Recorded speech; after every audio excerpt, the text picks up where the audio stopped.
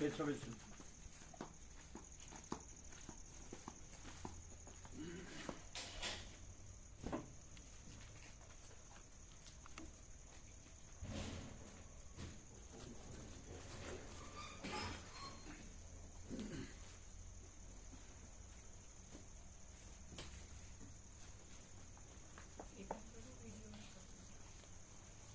બેસો.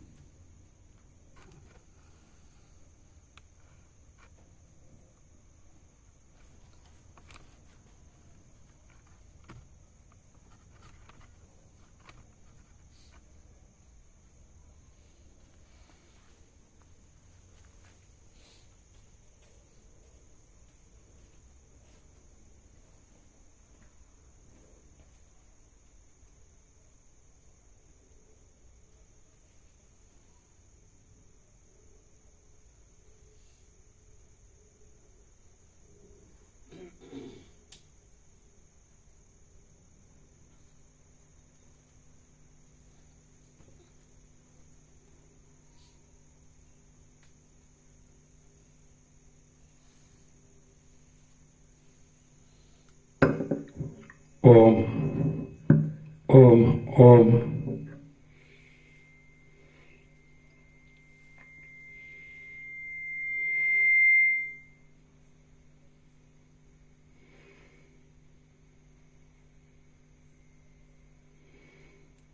परम चिदाकाश, परम ज्योति, अखंड ज्योति,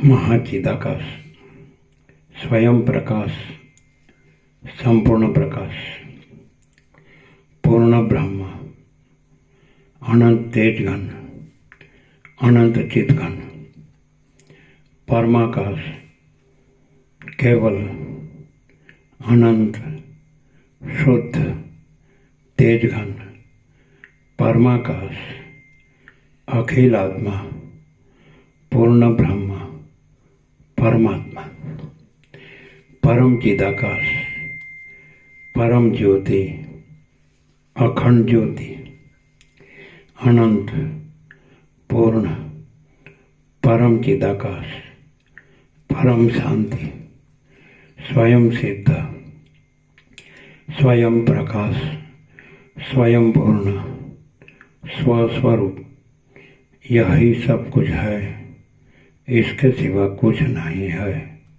शून्यभास, अनंत कोटि, महाकल्पो है ही नहीं।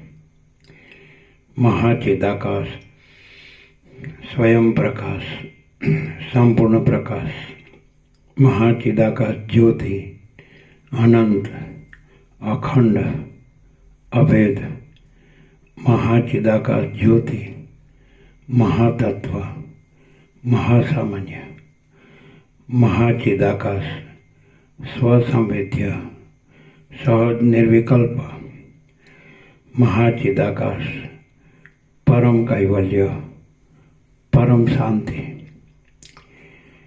परम चिदाकाश, अनंत पूर्ण निरपेक्ष सत्य, अनंत સંપૂર્ણ, अपरिघी, निर्भ्रांत, निरपेक्ष, वशिष्ठ राम, निर्वाण उत्तरार्ध, राउंड 40मो राउंड।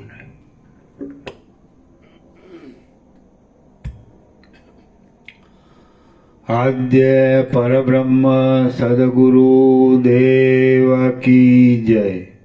ओम श्री परमात्मने नमः। सद्ग्रंथों में शिरोमणि श्री योग वासिष्ठ महारामायण निर्वाण प्रकरण उत्तरार्ध सर्ग 48मो विवेकीनी स्थिति अने ज्ञाननी दृढ़ता पेज नंबर 1287 1287। आ 48मा सर्गमां परम वैराग्य दृढ़ थई जता विवेकी पुरुषो जे लक्षणों वडे स्थिति करी रहे छे ते अने जे लक्षणों वडे ज्ञाननी दृढ़ता विषे स्थिर थई रहेवाय छे ते विस्तारथी कहेवामां आवशे।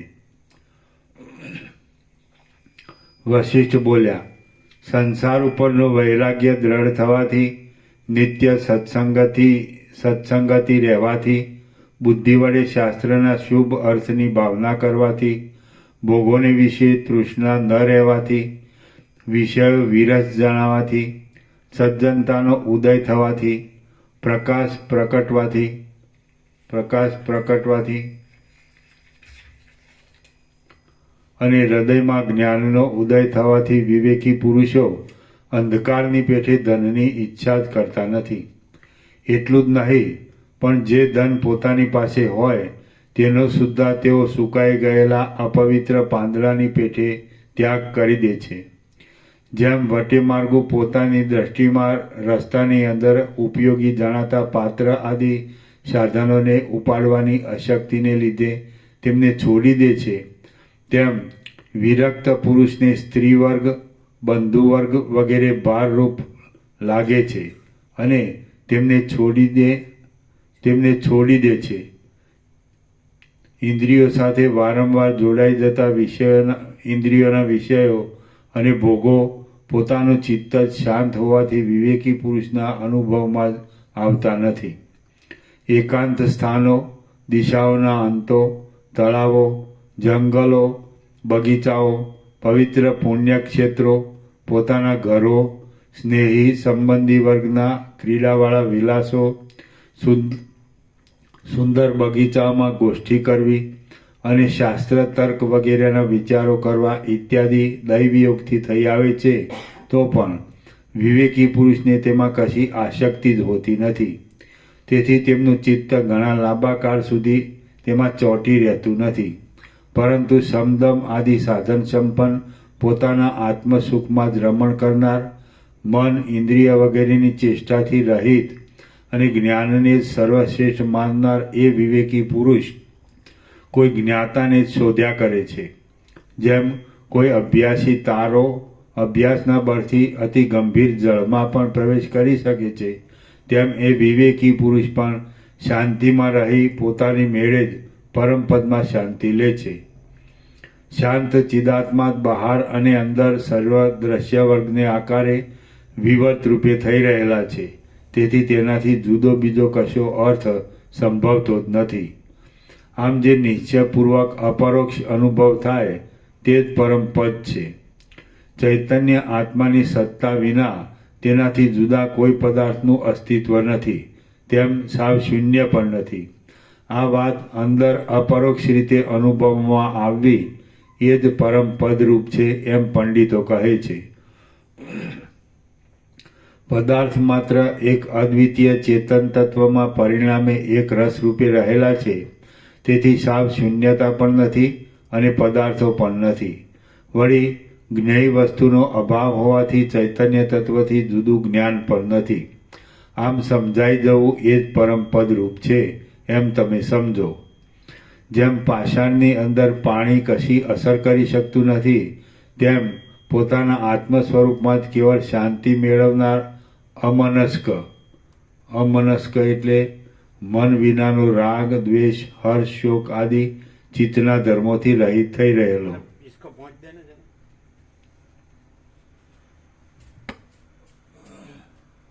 कम क्यों आता है?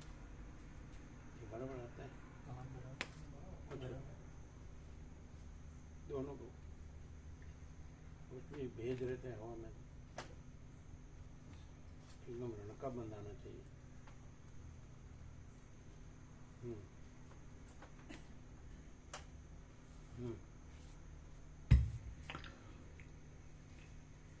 જેમ પાષાણની અંદર પાણી કશી અસર કરી શકતું નથી, તેમ પોતાના આત્મ સ્વરૂપમાં જ કેવળ શાંતિ મેળવનાર અમનસ્ક સત્પુરુષોના ચિત્તમાં પણ વિષયો કશી અસર કરી શકતા નથી.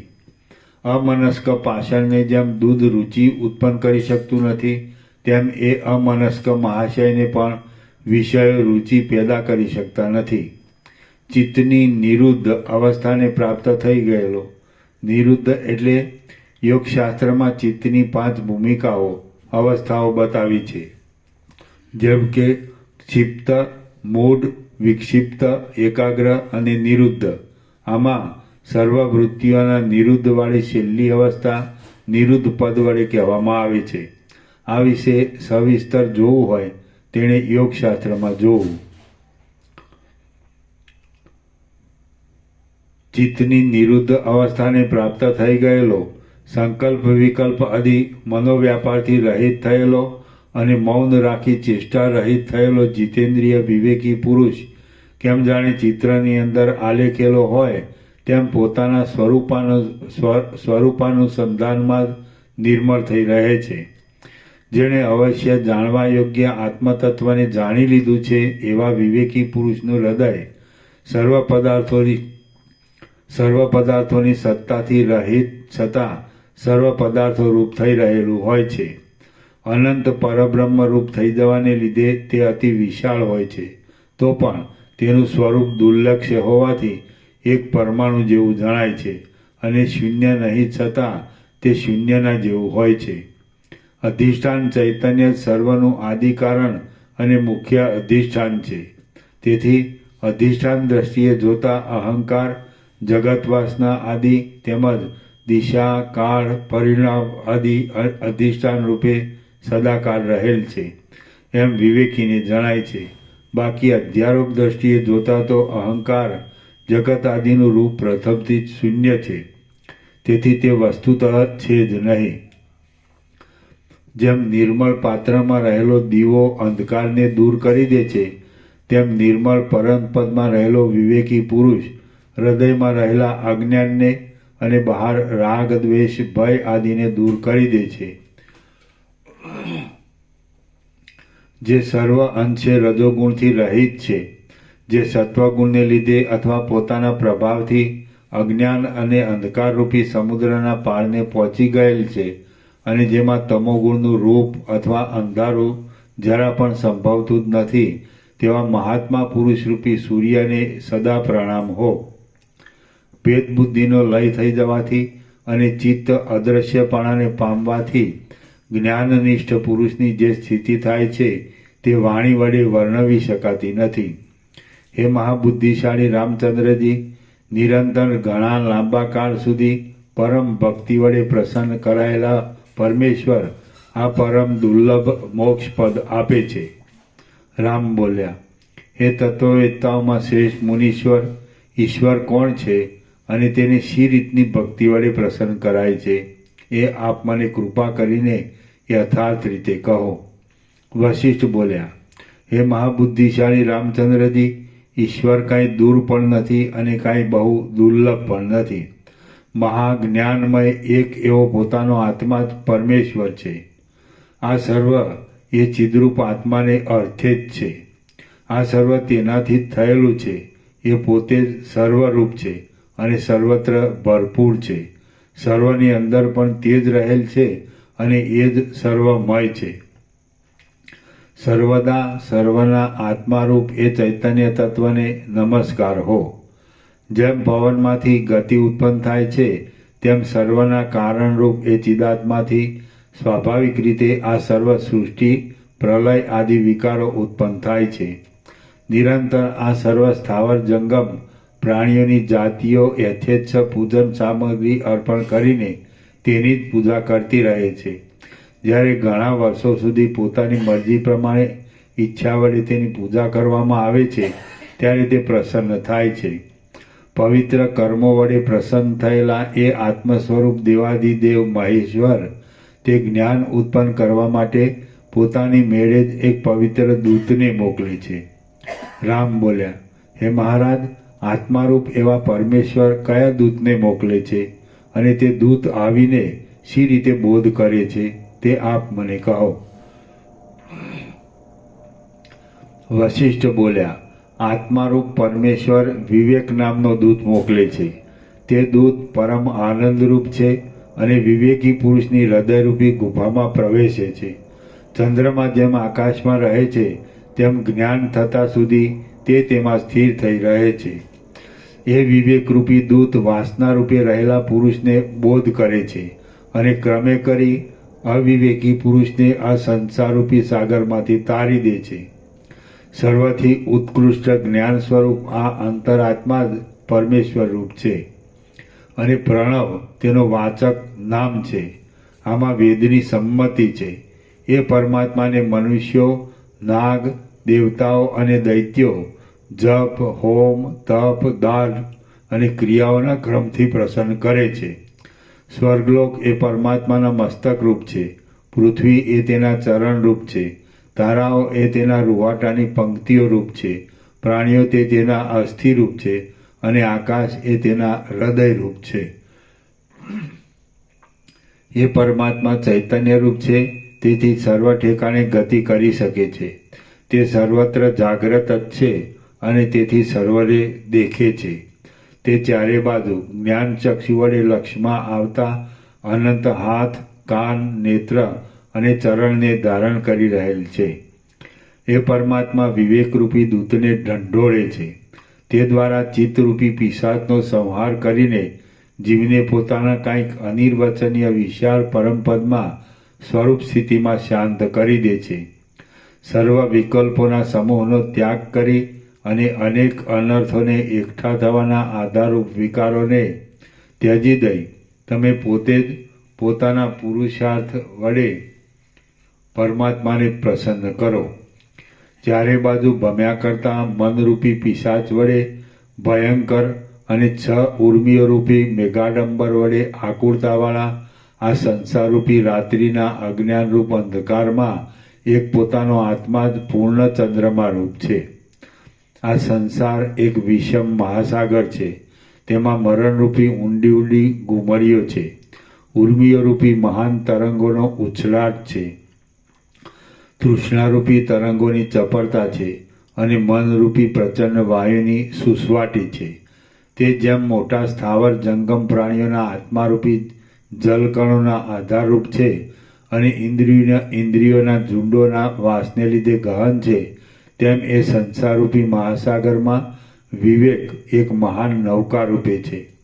પોતાના મન માન્યા પૂજનથી પ્રસન્ન થયેલા પરમાત્મા વિવેકરૂપી એક પવિત્ર દૂતને મોકલીને જીવને સત્સંગતિ, સદશાસ્ત્ર અને પરમાર્થરૂપ ઉત્તમ જ્ઞાનનો લાભ કરાવે છે અને પછી તેને નિર્મળ અને સર્વના આદિરૂપ એવા પરમપદમાં પહોંચાડી દે છે. શ્રી યોગ વાસિષ્ઠ મહારામાયણમાં નિર્વાણ પ્રકરણના ઉત્તરાર્ધનો વિવેક મહાત્મ્ય નામનો સર્ગ 48મો સમાપ્ત. સર્ગ 49મો. વિવેકીની મહત્તા અને તેની દ્રષ્ટિમાં જગતની સ્થિતિ. આ 49મા સર્ગમાં દ્રઢ વિવેકવાળા પુરુષોની મહત્તાનો અને તેઓની દ્રષ્ટિમાં જેવું આ જગત ભાસે છે તે વિશેનું સ્ફુટ રીતે વર્ણન આપવામાં આવશે. વશિષ્ઠ બોલ્યા, સંપૂર્ણ રીતે પુષ્ટ થયેલા વિવેકવાળા અને વાસનાના મેલને ત્યજનારા મહાત્મા પુરુષોમાં કોઈ અપૂર્વ મહત્તાનો વાસો થાય છે. ઉદારતાના ઉત્તમ અવધિરૂપ અને ગંભીરતા વડે સુંદરતાવાળી મહાપુરુષોની બુદ્ધિને લોભાવવા કે માપવાને આ 14 લોકો પણ સમર્થ થતા નથી. જગત એક જાતની ચિત્તની ભ્રાંતિરૂપ છે. એવો સત્પુરુષોના ચિત્તમાં દ્રઢ નિશ્ચય થઈ જાય છે. એટલે બહાર શબ્દ આદિ વિષયો તરફ જનારો તથા અંદર સંકલ્પ વિકલ્પ આદિ રૂપે ક્રિયા કરનારો મગરના જેવો મન તથા ઇન્દ્રિયોનો સમુદાય અજ્ઞાન, વાસના, કામ અને કર્મ વગેરે શમી જાય છે. ભ્રાંતિ વડે દેખાતા બે ચંદ્રમાની પેઠે, ઝાંઝવાના જળની પેઠે અને આકાશમાં તિમિર રોગવાળાને દેખાતા કેશ, મશક આદિના જેવા અનેક આકારોની પેઠે આ જગતની ભ્રાંતિ સાવ મિથ્યા છતાં સ્ફુર્યા કરે છે. તત્વજ્ઞાનથી એવો નિશ્ચય થાય પછી વાસના થવાનું કારણ જ ક્યાંથી રહે? વાસનાનો હેતુ મિથ્યા ઠરે છે ત્યારે છેવટ પૂર્ણ ચિદાકાશ જ અવશેષ રહે છે. તો મનનો ક્ષય થતાં સપ્તમ ભૂમિકામાં થનારી વાસના વિનાની અમનસ્ક અવસ્થાને વિવેકી પુરુષે શા માટે છોડી દેવી જોઈએ? લોકના વ્યવહાર માટે જે 3 અવસ્થા છે તે પર ચોથી અવસ્થા છે. તે તુર્યાવસ્થામાં રહેનાર મહાત્મા પુરુષ કોઈ જાતનો વ્યવહાર કરતો નથી, છતાં તેની બીજા જોઈ શકે છે, એટલું જ તેનું અસ્તિત્વ હોય છે. સમાધિનિષ્ઠ મહાશય પુરુષોને જાગ્રત અવસ્થામાં પણ આ નાના પ્રકારે દેખવામાં આવતું જગત આત્મા રૂપે દેખાતું નથી, તેમ સ્થૂળ આકારવાળું પણ દેખાતું નથી અને પૃથ્વી વગેરેના આકારે પણ દેખાતું નથી, પરંતુ રત્નના કિરણના વિચિત્ર પ્રકારના તેજપુંજની પેઠે એ સગળું પરમાત્માના એક આભાસ રૂપે રહેલ છે એમ ભાસે છે. જગત કેવળ આ દેખાવ માત્ર જ છે. જગત કેવળ દેખાવ માત્ર જ છે, બાકી તે શૂન્ય રૂપે જ રહ્યું છે. આકાશમાં અનેક મણિયોના વિચિત્ર કિરણોના તેજપુંજની પેઠે તે ચિદાકાશની અંદર આભાસ રૂપે ખડું થઈ રહ્યું છે. અહીં સર્વ પ્રાણીઓ સત્યપણે રહેલ છે એમ પણ નથી, જગત સત્ય છે એમ પણ નથી, તેમ સાવ શૂન્ય છે એમ પણ નથી, પરંતુ આ સર્વ બ્રહ્મરૂપી એક ઉત્તમ રત્નના કાંતિ સમૂહને રૂપે પ્રકાશી રહ્યું છે. પરબ્રહ્મની અંદર નાના પ્રકારના ભેદોની કલ્પના મુદ્દલ છે જ નહીં, તેને લીધે સૃષ્ટિઓ છે જ નહીં અને નાશનું પણ અસ્તિત્વ નથી. તેને લીધે પ્રલયો પણ નથી, માત્ર આકાર વિનાનો કલ્પનારૂપી સૂર્યના કિરણોનો સમૂહ જ ઘટ્ટ થઈ આ સર્વત્ર આકારે ભાષા કરે છે. એવી રીતે કલ્પનાઓનો સમૂહ જ ઘટ્ટ થઈ જઈ આ સર્વને આકારે મૂર્તિમાન ખડો થઈ રહ્યો છે, બાકી શૂન્યતા વિના બીજું કશું તેનું રૂપ નથી. કેમ કે સંકલ્પ વડે ખડા થઈ ગયેલા મનોરાજ્ય આદિમાં આકાશની પેઠે શૂન્યતા જ અનુભવમાં આવે છે. શૂન્યતા પોતે જ અવસ્તુરૂપ છે, તો પછી તેમાં અહંતા, મમતા કે રાગદ્વેષ આદિ ભાવની કલ્પના તો ક્યાંથી જ સંભવે? હવે પછી ભવિષ્યકાળમાં થનારા આકાશ વૃક્ષમાં કયા પક્ષીને શાંતિ મળી છે? જરાયુજ આદિ 4 પ્રકારના પ્રાણીઓનો અને પૃથ્વી આદિ મહાભૂતોનો પિંડી ભાવ કૌંસમાં મૂર્તિમાન આકાર પણ નથી, તેમ સાવ શૂન્યતા પણ નથી. આથી સંકલ્પ વિકલ્પમાં આધારરૂપ એવું મન પણ નથી, પરંતુ તાત્વિક દ્રષ્ટિએ જોતા કેવળ સત્ય ચૈતન્ય તત્વ જ અવશેષ રહે છે અને તેનો નિષેધ કરી શકાતો નથી. જેમ સુવર્ણના પિંડની અંદર અનેક નાના પ્રકારના આકારો રહેલા છે, તેમ પોતાના સ્વરૂપભૂત ચૈતન્યની અંદર આ સર્વ વિવર્ત ભાવે રહેલ છે, બાકી તે નાના પ્રકારના ભેદથી રહિત તથા સર્વત્ર સમાન રૂપે જ રહેલું છે એમ વિવેકી સમજે છે. વસ્તુ ગતિ પ્રમાણે પોતાના ચૈતન્ય સ્વરૂપમાં સ્થિતિ કરી રહેલા જ્ઞાની પુરુષને તત્વજ્ઞાન હોય છે, તેથી તેનું અહંકાર સહિત જગત અને ચિત્ત એ સર્વનો લય થઈ જાય છે. તેનું પોતાનું સ્વરૂપ ચૈતન્ય છે, તેને જડ રૂપ કહી શકાતું નથી. તેથી છેવટ સદરૂપ પોતાના સ્વરૂપભૂત ચૈતન્ય અવશેષ રહે છે. ઉચ્ચ અને નીચ વિષયોમાં રચીપચી રહેનારી બુદ્ધિ કેવળ કલેશને પ્રાપ્ત થાય છે, પરંતુ વારંવાર અભ્યાસ કરાયેલી હલકી સહજ યુક્તિથી જ માત્ર સત્ય વસ્તુનું જ્ઞાન પ્રાપ્ત થાય છે. જે વિવેકી પુરુષે જગતના અવયવરૂપ ભૂત, ભવિષ્ય અને વર્તમાન કાળની સર્વ વસ્તુઓના જન્મ વિશે વિચાર કર્યા હોય છે અને જેણે આ સર્વ વિરાટરૂપી સ્થૂળ પ્રપંચથી અને સૂત્રાત્મારૂપી સૂક્ષ્મ પ્રપંચથી રહિત અવશેષ ચૈતન્ય જ રહેલ છે એમ જાણી લીધેલ હોય છે તે ખરેખર તત્વજ્ઞ છે એમ કહી શકાય છે. જે વિવેકી પુરુષે જગતના અવયવરૂપ ભૂત, ભવિષ્ય અને વર્તમાન કાળની સર્વ વસ્તુઓના જન્મ વિશે વિચાર કર્યા હોય છે અને જેણે આ સર્વ વિરાટ રૂપી સ્થૂળ પ્રપંચથી અને સૂત્રાત્મા રૂપી સૂક્ષ્મ પ્રપંચથી રહિત અવશેષ ચૈતન્ય જ રહેલ છે એમ જાણી લીધેલ હોય છે તે ખરેખર તત્વજ્ઞ છે એમ કહી શકાય છે. દ્વૈત ભાવથી રહિત થઈ ગયેલા એ શાંત તત્વવેત્તાની દ્રષ્ટિમાં આ જગત છે જ નહીં. જેમ સત્પુરુષની કથા બરાબર અનુભવમાં બેસી જાય છે તેમ પ્રથમ કહેલા સર્વ ઉપદેશો જ્ઞાની પુરુષના અનુભવમાં બરાબર નિશેષ રીતે બેસી જાય છે. જરાયુજ આદિ 4 પ્રકારના પ્રાણીઓનું અને પૃથ્વી આદિ મહાભૂતોનું ઘટપણું પણ વાસ્તવ નથી. તેમ પ્રત્યક્ષ આદિ પ્રમાણ વડે વિરોધ આવવાથી સામ શૂન્યતા પણ નથી. આમ એ બંને સ્થિતિમાંનો અભાવ સિદ્ધ થાય છે અને સર્વ નિર્વિકલ્પ માત્ર શાંત થઈ જાય છે. એટલે તેને આધારે સ્થિતિ રાખનાર મન પણ નથી. છેવટે સર્વના અવધિ રૂપે જે શેષ રહે છે તે ચૈતન્ય તત્વ છે, તે જ સત્ય છે અને તે જ તમારું પોતાનું વાસ્તવિક સ્વરૂપ છે. અંદર ચૈતન્ય રૂપે રહેલો અંતરાત્મા બહિર્મુખ થાય છે એટલે તે જ આ સંસાર રૂપે ભાસે છે.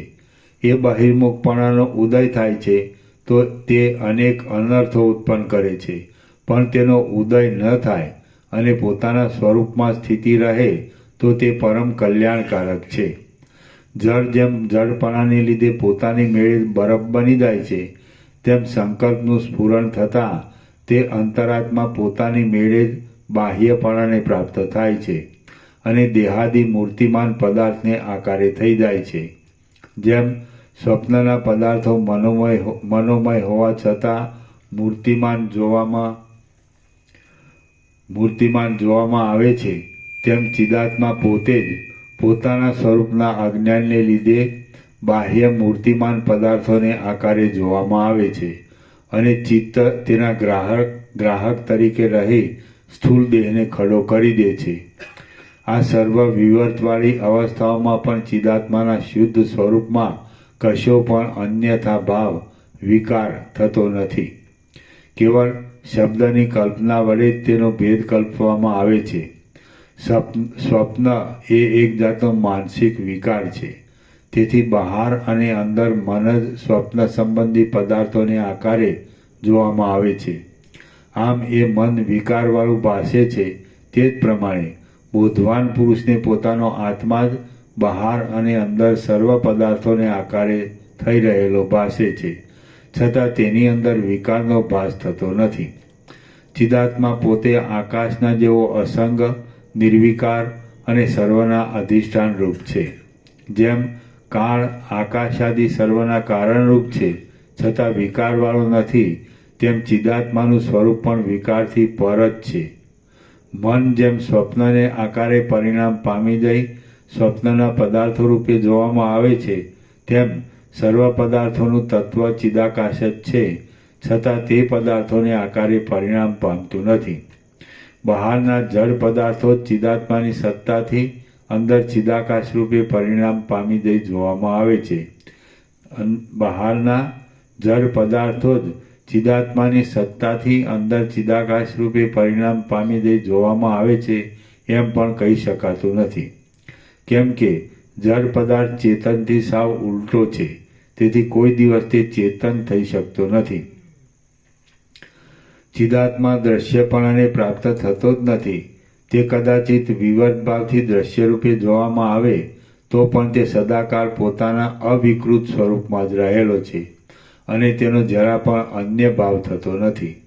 ચિત્તવૃત્તિમાં અત્યંત શુદ્ધ એવા કેવળ ચિદાકાશના પરિણામનો ઉદય થશે એટલે જડ ચેતનના નામરૂપનું શ્રવણ પણ શમી જશે. ચિત્ત એ વાસનાને આધારે ટકી રહેલા લિંગ દેહરૂપ છે અને પોતાની દ્રઢ ભાવનાને લીધે આ દ્રશ્ય દેહ આદિ સ્થૂળ પ્રપંચ રૂપે જોવામાં આવે છે. જેમ નટ લોકો પિશાચનો વેશ ભજવવા માટે પોતાનામાં પિશાચ ભાવની કલ્પના કરી લે છે, તેમ વાસનાને યોગે લિંગ દેહરૂપ એવું ચિત્ત પોતાની અંદર મિથ્યારૂપે આ દેહ આદિ દ્રશ્ય પ્રપંચને કલ્પી લે છે. બાકી ખરી રીતે તો એ ચિત્ત આકાશની પેઠે અસંગ અને નિર્લેપ એવા ચિદાત્મા રૂપ છે. જેમ હું ઉન્મત્ત નથી એવું જ્ઞાન થતાં ઉન્મત્તપણું જતું રહે છે, તેમ ચિત્ત નિગ્રહનો અભ્યાસ કરી ખરું જાણવામાં આવતા સર્વ આ ભ્રાંતિ તરત જ જતી રહે છે. આ વાત આ સર્વ ભ્રાંતિરૂપ છે એવું જ્ઞાન થતાં વાસના પોતાની મેળે ટળી જાય છે. કેમ કે સ્વપ્નને સ્વપ્નરૂપે જાણ્યા પછી તેના પદાર્થોની સત્યતા વિશેની વાસના કોને રહે? વાસનાનો ક્ષય થાય છે એટલે તરત જ જન્મ મરણના પ્રવાહરૂપી સંસાર શમી જાય છે. વાસના એક મોટી જબરજસ્ત યક્ષિણી છે. ડાયા પુરુષોએ એ વાસનાનો ક્ષય કરવામાં જ હંમેશા લાગ્યા રહે છે. જેમ પોતાનામાં પાગલપણાની સદા ભાવના કરવામાં આવે તો તે પાગલપણું વધી જાય છે, તેમ ફરીથી પોતે પાગલ નથી એ ભાવના દ્રઢ થતાં એ અજ્ઞાનજન્ય ઉન્મત્તપણું પણ શમી જાય છે. જેવી રીતે સૂક્ષ્મ દેહ ભાવનાના અભ્યાસ વડે સ્થૂળ દેહ બની જાય છે, તેવી રીતે તત્વજ્ઞ પુરુષો પોતાના વાસનામય સૂક્ષ્મ દેહને પણ જ્ઞાનની સ્થિતિ વડે જ બ્રહ્મમાં જ અહમભાવની વાસના સમાવી દે છે.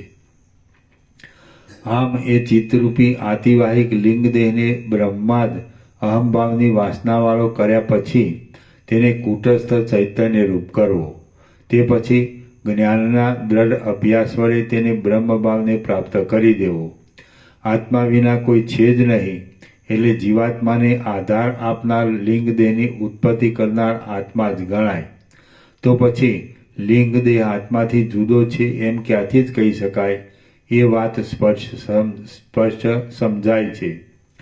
જો કદાચિત તેમ ન સમજી શકાય તો પછી જેમ ભૂત કાઢવાના મંત્રોમાં જોડાયેલ હું ફટ આદિ પદ સાંભળતાની સાથે જ ભૂતનો ભય દૂર થાય છે, તેમ પ્રત્યેક ચૈતન્યનું અને બ્રહ્મ ચૈતન્યનું ઐક્ય બતાવનારા મહાવાક્યોના અર્થ માત્ર સાંભળતા જ એ ગ્રંથિ તૂટી જાય છે. જગતમાં સર્વત્ર પ્રસરી રહેલા ચિદાત્માનું એક રૂપપણું સમજી લેવું. પછી જ્યાં સુધી જીવ ચૈતન્યનું અને બ્રહ્મ ચૈતન્યનું વૃત્તિ દ્વારા અખંડ એક રસપણું થાય, તેમજ અખંડાકાર વૃત્તિનું પણ અનુસંધાન ન રહે ત્યાં સુધી જીવ ચૈતન્યના અસંગપણાની અને અદ્વિતીયપણાની ભાવના કર્યા કરવી. બહાર અને અંદર સર્વત્ર ચિત્ત શાંત થઈ જતાં પોતાના શુદ્ધ સ્વરૂપનો પ્રકાશ નજરે પડે છે. એ આકાશના જેવી નિર્મળ અને શીતળ સ્વરૂપ સ્થિતિનો આશ્રય રાખી તમે સુખેથી શાંત થઈ રહો. આ જગત ઉપર વિજય મેળવી જ્ઞાનરૂપી વિશ્વજીત નામના યજ્ઞમાં રહેલો અને ધ્યાનરૂપી યુપને યજ્ઞમાં રોપવામાં આવતા એક જાતના સ્તંભને દ્રઢ રીતે રોપનારો જ્ઞાનવાન પુરુષ સર્વત્યાગરૂપી દક્ષિણા આપી સર્વથી ઉત્કૃષ્ટપણે વર્તે છે. ભલે અંગારાઓની વૃષ્ટિ થવા માંડો, ભલે પ્રલયનો પ્રચંડ પવન વાવા માંડો અને ભલે આકાશ રસાતળમાં ચાલ્યું જાઓ, છતાં જ્ઞાનનિષ્ઠ પુરુષ કશા વિકારને પામતો નથી અને એક સરખી રીતે સદાકાળ પોતાના સ્વરૂપમાં સ્થિર થઈ રહે છે. તૃષ્ણાનો ક્ષય થઈ જવાને લીધે શાંત મનવાળા અને સંપૂર્ણ રીતે નિરોધ અવસ્થાને પામેલા જ્ઞાનનિષ્ઠ પુરુષની સ્થિતિ વજ્રના જેવી દ્રઢ સમાધિ વિના બીજી સંભવતી નથી. બાહ્ય પદાર્થોની તૃષ્ણાનો ક્ષય થઈ ગયા પછી વૈરાગ્યને લીધે ચિત્ત જેવું શાંત રહે છે તેવું અનેક શાસ્ત્ર ગ્રંથો વડે ઉપદેશ વડે તપથી કે ઇન્દ્રિય નિગ્રહથી પણ શાંત રહેતું નથી. સર્વ સંપત્તિઓ અત્યંત આપત્તિઓ રૂપ છે એવી ભાવનાને લીધે જેને સર્વ પદાર્થો પરની તૃષ્ણા રહી નથી તેનો જ્ઞાનરૂપી અગ્નિ એની સર્વત્યાગરૂપી જ્વાળાઓથી મનરૂપી ઘાસને બાળી નાખે છે. તેમજ જેમ વજ્રમણીની અંદર અને બહાર પડતો પ્રકાશ તેનાથી જુદો નથી હોતો, તેમ અંદરના અને બહારના સર્વ પદાર્થો આત્મ સ્વરૂપથી જુદા નથી એમ તે જાણે છે. જેમ ધુમાડો આકાશમાં જતા વાદળા રૂપે થઈ જાય છે, તેમ ચિદાત્મા પોતે જ નર, નાગ, અસુર, ઘર, પર્વત, ગુફાઓ વગેરે આકાર રૂપે થઈ રહેલ છે. બ્રહ્માંડરૂપી જડ આધારમાં રહેલી અને પ્રાણ શક્તિ વડે જીવનવાળી ચિદાત્માના વિવર્તરૂપી સર્વ સૃષ્ટિઓરૂપી નદીઓ ચિદાત્મારૂપી પ્રવાહને લીધે જ વહ્યા કરે છે. ચિદાકાશરૂપી જળની અંદર વિહાર કરનારી જીવરૂપી જૂની માછલી મોહરૂપી જાળ વડે બંધાઈ જઈને પોતાની સ્વરૂપ સ્થિતિને ભૂલી જાય છે. ચિદાત્મા પોતાના સ્વરૂપરૂપી વિશાળ આકાશની અંદર મેઘની પેઠે પ્રસરી જાય છે અને પોતાના સ્વરૂપ વડે પૃથ્વી આદિ આકારને ધારણ કરી રહેલા નાના પ્રકારના પદાર્થોને રૂપે સ્ફુરે છે. સર્વ જીવો વાસનાની વિચિત્રતાને બાદ કરતા બીજી બધી રીતે સરખા જ છે, પરંતુ માત્ર વાસનાની વિચિત્રતાને લીધે તેઓ શુષ્ક પાંદડાની પેઠે ભટકતા રહી વિચિત્ર સ્વર્ગ નરક આદિમાં જઈ પડે છે.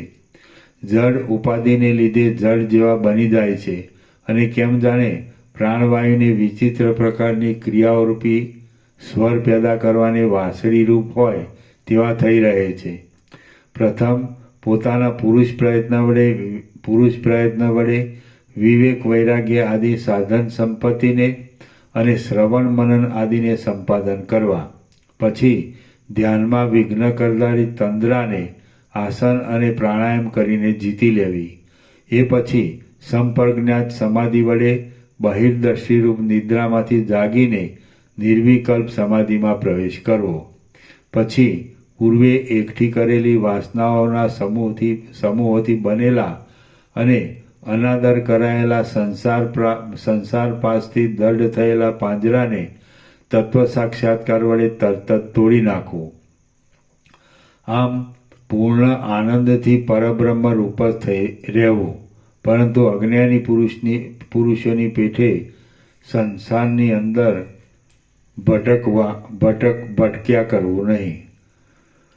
શ્રી યોગ વાસિષ્ઠ મહારામાયણમાં નિર્વાણ પ્રકરણના ઉત્તરાર્ધનો વિવેકીની મહત્તા નામનો સર્ગ 49મો સમાપ્ત. સર્ગ 50મો 7 પ્રકારના જીવો. આ 50મા સર્ગમાં વાસનાની દ્રઢતા, શિથિલતા એ આદિ ભેદોની વિચિત્રતાને લીધે કલ્પાયેલા જીવોના 7 પ્રકારના ભેદો બતાવવામાં આવશે, જેથી બોધ દ્રઢ થાય. વશિષ્ઠ બોલ્યા, 10 દિશાઓમાં રહેલા આ નર, નાગ, દેવ, પર્વત અથવા વૃક્ષ અને ગંધર્વ આદિ નામવાળા જીવોના જે સમૂહો જોવામાં આવે છે, તેમાં કેટલાક સ્વપ્ન જાગર કહેવાય છે, કેટલાક સંકલ્પ જાગર કહેવાય છે, કેટલાક કેવલ જાગર કહેવાય છે, કેટલાક ચીર જાગર કહેવાય છે, કેટલાક ઘન જાગર કહેવાય છે, કેટલાક જાગ્રત સ્વપ્ન કહેવાય છે અને કેટલાક ક્ષીણ જાગર કહેવાય છે. એ રીતે જીવો 7 પ્રકારના છે. રામ બોલ્યા કે મહારાજ, જેમ સમુદ્ર ક્ષીર આદિ જળના ભેદથી 7 પ્રકારનો છે, તેમ વાસનાની વિચિત્રતાને લીધે 7 પ્રકારે થઈ રહેલા એ સર્વ જીવોના ભેદ આપ મને બોધ થવા માટે કઈ સંભળાવો. વશિષ્ઠ બોલ્યા, કોઈ એક પુરાતન કલ્પમાં કોઈ એક જગત છે. તેના કોઈ એક સ્થળે કેટલાક દેહો વડે જીવતા છતાં સુષુપ્તિ અવસ્થામાં રહીને સ્વપ્ન પ્રપંચને દેખે છે. તેમનું સ્વપ્ન જ પ્રપંચ જ આ જગત છે તેમ તમે સમજો. તે જીવો સ્વપ્ન જાગર કહેવાય છે.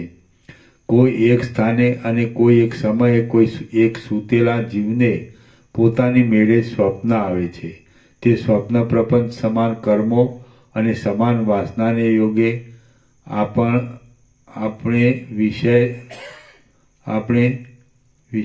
વિષય થાય છે. તે સ્વપ્ન પ્રપંચ સમાન કર્મો અને સમાન વાસનાને યોગે આપણો વિષય થાય છે. આપણે વિષય થાય છે તો આપણે તેમના સ્વપ્નનરો છીએ. એ પુરુષોનો તે સ્વપ્ન પ્રપંચ ઘણા લાંબા કાળને લીધે જાગ્રતપણાને પ્રાપ્ત થઈ ગયેલ છે. તેથી તેની અંદરના જીવોને સ્વપ્ન જાગર કહેવામાં આવે છે. સર્વમાં વ્યાપી રહેલા સબલ બ્રહ્મ સર્વજ્ઞ રૂપ હોવાથી તે સર્વ ઠેકાણે અને સર્વરૂપ છે. આથી એ સ્વપ્નવાળા પુરુષોના આપણે સ્વપ્ન નર છીએ, કારણ કે આપણે તેમના અંતઃકરણમાં વાસનારૂપે રહેલા છીએ. તેથી તેમના સ્વપ્નમાં કર્મની સમાનતાને લીધે ઉદ્ભૂત થઈ જતા જાગ્રત રહીએ છીએ.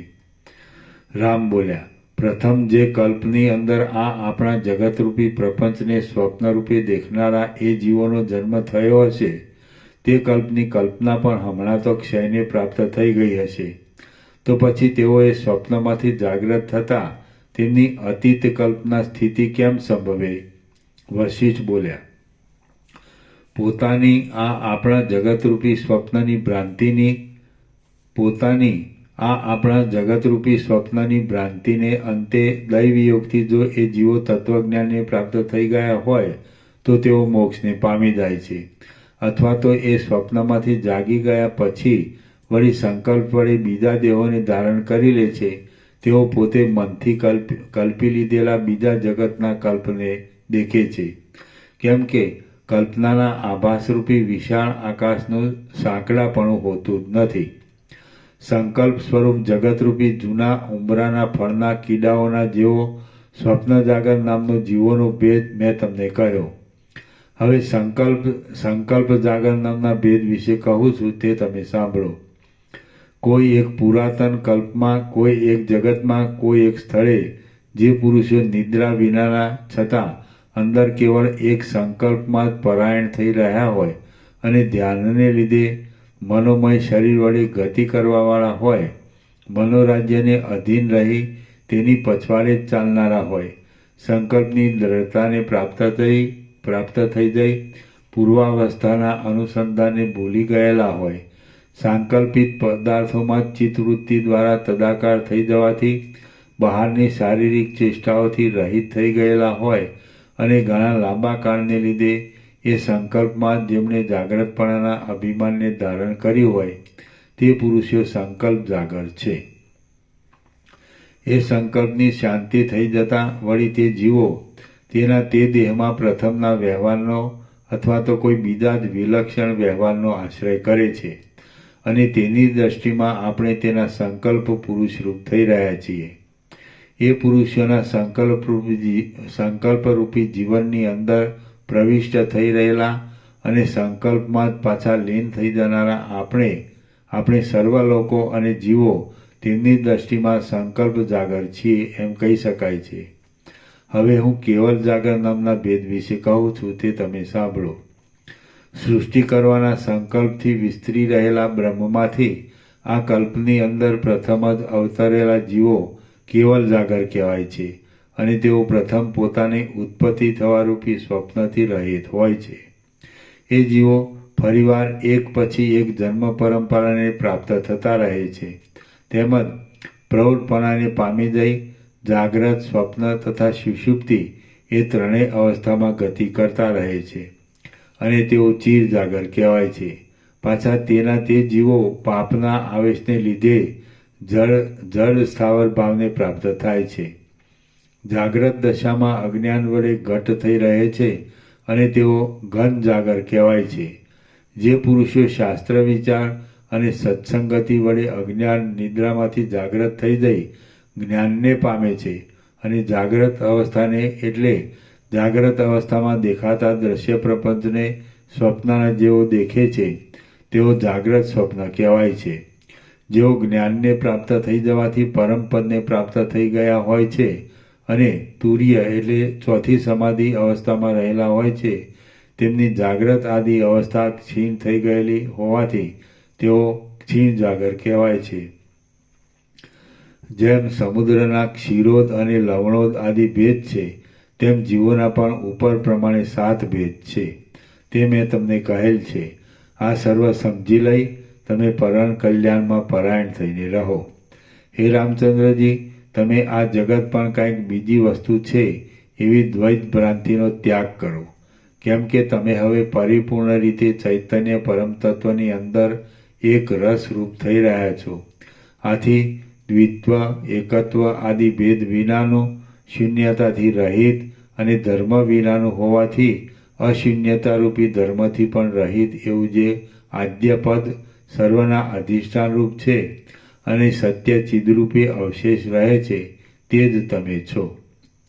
શ્રી યોગ વાસિષ્ઠ મહારામાયણમાં નિર્વાણ પ્રકરણના ઉત્તરાર્ધનો 7 પ્રકારના જીવો નામનો સર્ગ 50મો સમાપ્ત. સર્ગ 51મો બ્રહ્મદ્રષ્ટિ થતા જગતની સ્થિતિ. આ 51મા સર્ગમાં બ્રહ્મદ્રષ્ટિ થતાં આ જગત ઉત્પન્ન જ નથી થયું એમ જણાય છે. આત્મદ્રષ્ટિ થતાં તે મૃષા રૂપે ભાસે છે અને જ્ઞાન થતાં જગત નિરઅવયવ બ્રહ્મરૂપ જ દેખાય છે એ વિશે વર્ણન કરવામાં આવશે. રામ બોલ્યા, હે મહારાજ, આપે કેવલ જાગ્રત નામનો ભેદ કહ્યો તો આકાશમાંથી જેમ વૃક્ષ ઉત્પન્ન થાય તેમ પરબ્રહ્મમાંથી તે અકારણ અને નિરર્થક શી રીતે ઉત્પન્ન થાય છે? વશિષ્ઠ બોલ્યા, હે મહાબુદ્ધિશાળી રામચંદ્રજી, કારણ વિના કશું કાર્ય સંભવતું જ નથી. માટે કેવલ જાગ્રત નામનો કોઈ પણ ભેદ કારણનો અભાવ હોવાથી અહીં સંભવતો નથી. જ્યારે કેવલ જાગ્રત નામના ભેદનો અસંભવ છે ત્યાર પછી બીજા પણ સર્વ જીવોના ભેદો કારણના અભાવને લીધે પાયા વગરના થઈ જઈ જીવના અસ્તિત્વ માટે સંભવતા જ નથી. વસ્તુતઃ તો અહીં કશું ઉત્પન્ન પણ થયું નથી અને કશાનો નાશ પણ થતો નથી. નામ અને રૂપવાળા વિષયોની કલ્પના પણ અધિકારી પુરુષોને તે વિષયનો ઉપદેશ આપવા માટે જ કરવામાં આવી છે. રામ બોલ્યા, શરીરોને કોણ ઉત્પન્ન કરે છે તથા મન, બુદ્ધિ આદિમાં પ્રેરણા મૂકી સ્નેહ, રાગ આદિ બંધનો વડે બાંધી દઈ કોણ પ્રાણીઓને મોહ ઉપજાવે છે? વશિષ્ઠ બોલ્યા, શરીરોને ઉત્પન્ન કરનાર પણ કોઈ નથી, તેમ પ્રાણીઓમાં મોહ પેદા કરનાર પણ કોઈ નથી. પરંતુ જળ જેમ પોતાના સ્વરૂપની અંદર તરંગ આદિ રૂપે થઈ રહે છે તેમ અનાદિ અને અનંત ચૈતન્ય આત્મા જ પોતાના શુદ્ધ સ્વરૂપની અંદર નાના પ્રકારના પદાર્થોને આકારે વિવર્ત ભાવે થઈને રહે છે. કોઈ પણ બાહ્ય વસ્તુ છે જ નહીં, પરંતુ જેમ કોઈ બીજમાંથી સુંદર મોટું વૃક્ષ ઉત્પન્ન થાય છે તેમાં સર્વ બાહ્ય સૃષ્ટિ અંદર રહેલા ચિદાત્માથી જ ઉત્પન્ન થઈ છે. હે રામચંદ્રજી, જેમ કોઈ સુતારે સ્તંભની અંદર કોતરેલી પૂતળી સ્તંભમાં રહેલી જ છે તેમ ચિદાત્માની અંદર જ આ જગત રહેલું છે. ચૈતન્ય આત્મતત્વ દેશકાળ વડે અનંત છે અને એક છે. તેને વિશે બહારની અને અંદરની સર્વ સૃષ્ટિ પુષ્પના સુગંધની પેઠે સર્વત્ર પ્રસરી રહી છે એમ તમે સમજો. વાસનાનો ક્ષય થઈ જાય એટલે આ પોતાનો આત્મા જ પરબ્રહ્મ છે એમ સમજો. કેમ કે જ્ઞાનને લીધે શાંત થઈ રહેલા વિવેકી પુરુષોના જ્ઞાનમાં પરલોક વગેરેની કલ્પના આ લોકમાં જ છે, એટલે તેમને કઈ વાસનાનો ઉદય થાય? એ સત્ય પરમ પદરૂપ આત્મા જ દેશ, કાળ, ક્રિયા, લોક અને ચિત્ત વગેરે નામરૂપે અનેક છે. તે જ દેશ, કાળ આદિ નામરૂપથી તે રહિત છે, છતાં તે સાવ શૂન્ય નથી. હે રામચંદ્રજી, દ્રશ્યને વસ્તુ તરીકે નહીં જાણનારા અને સાક્ષી રૂપે રહી સર્વનો અનુભવ કરનારા તત્વવેતા પુરુષોની દ્રષ્ટિ પરમપદની અંદર પહોંચી શકે છે. બાકી બીજા પ્રાણીઓની દ્રષ્ટિ કોઈ દિવસ પણ ત્યાં સુધી પહોંચી શકતી નથી. જેઓ ચપળ અને ગંભીર એવા અહંભાવરૂપી ખાડામાં પડેલા હોય છે તેઓ કોઈ દિવસ એ પ્રકાશમય પરમપદને જોઈ શકતા નથી. 14 પ્રકારના એટલે 14 લોકમાં રહેલા અનંત પ્રાણીઓના સમૂહોથી ગીચ થયેલા આ જગતની સૃષ્ટિ વિવેકી તત્વજ્ઞ પુરુષની નજરમાં પોતાના શરીરના એક અવયવ જેવી લાગે છે. તાત્વિક દ્રષ્ટિથી જોતા કારણના અભાવને લીધે આ સૃષ્ટિ ઉત્પન્ન થયેલ નથી અને તેનો નાશ પણ થતો નથી. વ્યવહાર દ્રષ્ટિ વડે જોતા જેવું કારણ હોય તેવું જ કાર્ય થાય છે. જો કારણ જ ન રહ્યું હોય તો પછી કાર્ય ક્યાં રહ્યું? કેમ કે પ્રત્યક્ષ પ્રમાણ વડે અનુભવમાં આવવાથી એ કાર્યકારણ રૂપ જ છે. તેથી જો પ્રમાતા ચિત્તમાં કોઈ જાતની વૃત્તિ સ્ફુરે નહીં તો એ બંને કાર્યકારણ પણ રહી શકે નહીં. એટલે વસ્તુતઃ એ બંનેની સત્તા અસત્ય ઠરે છે. જેમ શાંત સમુદ્રની અંદર તરંગ, ચકરીઓ ઇત્યાદિ રહેલા છે, તેમ વિકારો રહિત બ્રહ્મમાં જગત, ચિત્ત આદિ વિવર્ત ભાવથી રહેલ છે. જેમ માટીના પિંડામાં ગળો, સરાવ વગેરે અનેક પાત્રો હોય છે અને સુવર્ણ જેમ પોતાની અંદર કડા, કુંડળ આદિ નાના પ્રકારના આકારોને ધારણ કરી રહે છે, તેમ નિર્મળ નિર્વિકાર પરબ્રહ્મ જ પોતાની અંદર સર્વને ધારણ કરી રહેલ છે અને સર્વરૂપ થઈ રહેલ છે. ચિત્તનો નિરોધ ન હોવાને લીધે સ્વપ્ન અવસ્થામાં ચિત્તની અંદર અનેક વાસનાઓ અને આસક્તિઓને લીધે વિષયો સત્ય લાગે છે. તેથી ઉલટું, જો આત્મ સ્વરૂપનું જ્ઞાન થાય તો જાગ્રત અવસ્થા પણ અસત્ય લાગે છે. જાગ્રત પ્રપંચ કેવળ મનની કલ્પનાથી જ ઊભો થયો છે. જાગ્રત પ્રપંચ કેવળ મનની કલ્પનાથી જ ઊભો થયો છે એમ સમજાઈ જાય તો તે જાજવાના જળ જેવો મિથ્યા જ થઈ રહે છે. જો તે વિવેક વિચારથી નિર્મળ થઈ જાય તો તે સ્વપ્નના જેવો જ અનુભવમાં આવે છે. જેમ વર્ષાકાળ જતો રહેતા વરસાદના વાદળા સ્થૂળ ભાવને છોડી દે છે, તેમ જ્ઞાન સારી રીતે સુદૃઢ થતાં તે જ્ઞાનનિષ્ઠ પુરુષની દ્રષ્ટિમાં પોતાના દેહ સાથે સર્વ પ્રાણીઓના સ્થૂળ ભાવને છોડી દે છે. કૌંસમાં સ્થૂળ ભાવથી રહિત કેવળ બ્રહ્મરૂપ દેખાય છે. જેમ વરસવા માંડેલો વરસાદ છેવટ સાવ વરસી જઈ આકાશરૂપ થઈ જાય છે, તેમ સત્ય આત્મતત્વનું જ્ઞાન થતાં અહંકાર સહિત જગત સમી જાય છે. જ્ઞાન થતાં શરદ ઋતુના વાદળાની પેઠે ફિક્કો પડી ગયેલો, નિર્મળ થઈ ગયેલો અને ઝાંઝવાના જળની પેઠે સાવ મિથ્યા જણાયેલો દ્રશ્ય ભાવ ફરીવાર તેનું તત્વ શોધવા જતાં ગળી પડી ક્યાંય જતો રહે છે.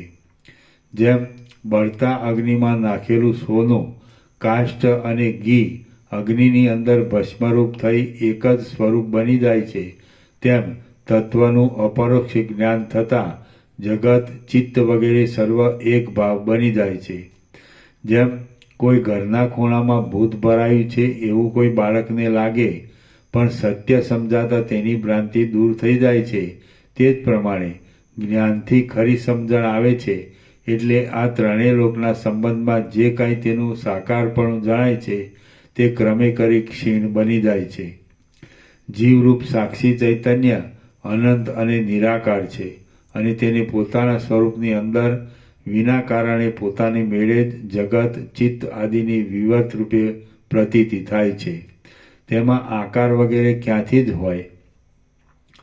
જીવરૂપ સાક્ષી ચૈતન્યને પોતાના વાસ્તવ સ્વરૂપનું જ્ઞાન નહીં હોવાથી તેને જગત, ચિત્ત વગેરે સંસારનો પ્રપંચ દેખાય છે.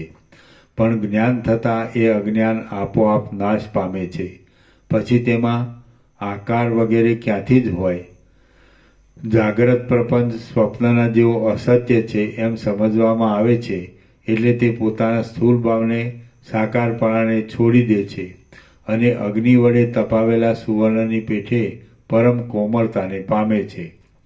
જેમ સુવર્ણ પોતાના સુવર્ણ ભાવને છોડ્યા વિના કડા, કુંડળ આદિરૂપ થઈ રહે છે, તેમ ચિદાત્મા પોતે પોતાના સ્વરૂપમાં રહ્યા છતાં દેશકાળ વિના જાગ્રત પ્રપંચ અને સ્વપ્ન પ્રપંચને રચી લે છે અને કેમ જાણે પોતે સાકાર સ્વરૂપ બને હોય એમ દેખાય છે. આમ વિવેક જ્ઞાન પ્રગટ થતાં જાગ્રત પ્રપંચ સ્વપ્નના જેવો તુચ્છ અને મિથ્યા જણાય છે. એટલે જેમ શરદ ઋતુ ચાલી જતા જળનો પ્રવાહ હલકો અને શાંત પડી જાય છે, તેમ જ્ઞાનને લીધે વિષય ભોગ સંબંધી રાગ હલકો અને શાંત પડી જાય છે. અતિ તુચ્છતાને પામેલી દ્રશ્ય સંબંધી શોભા ભલે પોતાની આંખ આગળ ઊભી હોય તો પણ વિવેકી પુરુષને જાગી ગયા પછી વિચાર કરતા સ્વપ્નના પદાર્થો તરફ રુચિ નથી થતી, તેમ તેને એ દ્રશ્ય તરફ પણ રુચિ જ થતી નથી. પોતાના આત્માની અંદર શાંતિ મેળવવી એ ક્યાં અને આ ક્ષુદ્ર વિષયોમાં લોભાવવું એ ક્યાં?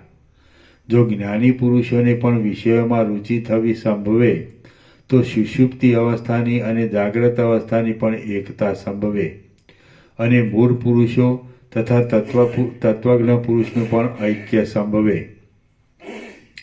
આ જગત કેવળ મનોમય છે, ભ્રાંતિરૂપ છે, અને તેનું સ્વરૂપ સ્વપ્નાળા જેવું સાવ મિથ્યા છે.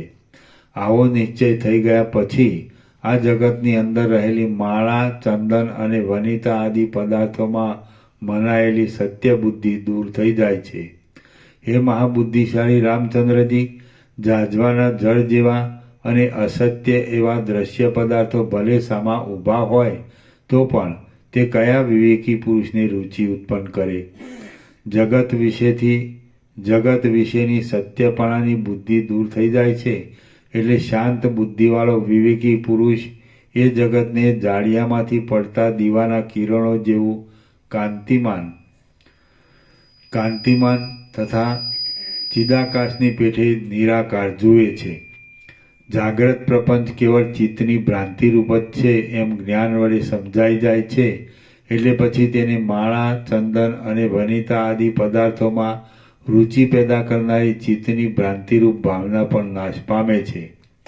એકવાર અમુક વસ્તુ મિથ્યા છે એવું સમજાઈ જાય છે પછી તેની ઉપાદેય બુદ્ધિ ક્યાંથી જ રહે?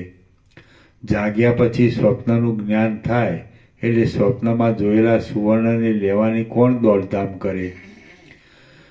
જેમ સ્વપ્નને સ્વપ્નરૂપ જાણ્યા પછી તે સ્વપ્નમાં દીઠેલા પદાર્થો સંબંધી આસક્તિ દૂર થાય છે, તેમ દ્રશ્યનું પણ વાસ્તવ સ્વરૂપ જાણવામાં આવે એટલે દ્રશ્ય પદાર્થ સંબંધી આસક્તિ દૂર થાય છે.